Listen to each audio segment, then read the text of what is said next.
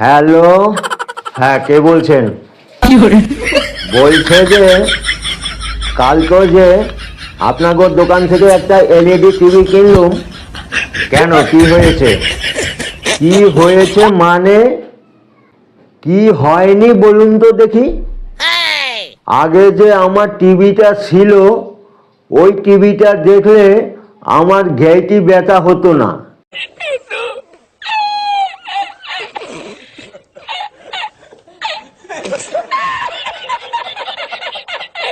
আর এই টিভিটা দেখলে আমার ঘেঁটি ব্যথা হয়ে যাচ্ছে।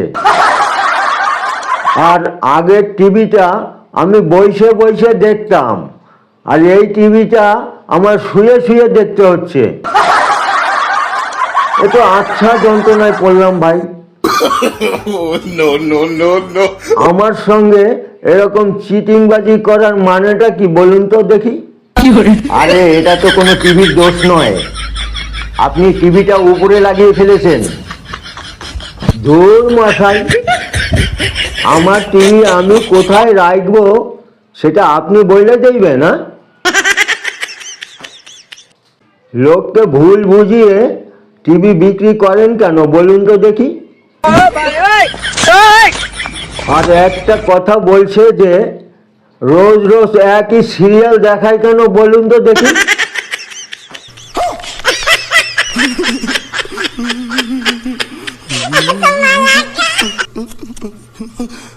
আর আগের দিন যেখান থেকে শেষ করে পরের দিন আবার সেখান থেকেই দেখায়।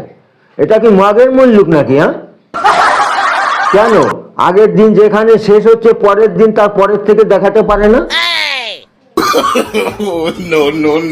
কতগুলো টাকা দিয়ে টিভিটা কিনেছি আর রোজ রোজ একই জিনিস দেখিয়ে যাচ্ছে। রোজ রোজ একই জিনিস কেন দেখবো? আর বলছি টিভিতে এত অ্যাড কেন আসে বলুন তো দেখি।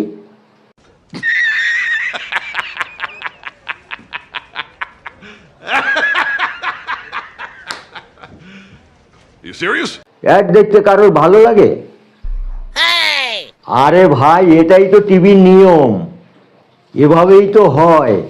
সব টিভিতে তো এরকমই হয়। আর এতে টিভির দোষ কোথায়? এটা কি বাপের জমিদারি নাকি?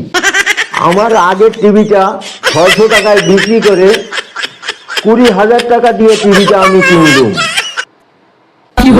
একই জিনিস কেন দেখবো আমি? আর এভাবে টিভি যদি ঠিকভাবে না চলে তাহলে টিভি কিন্তু আমি রিটার্ন দিয়ে চলে আসবো বললুম কিন্তু।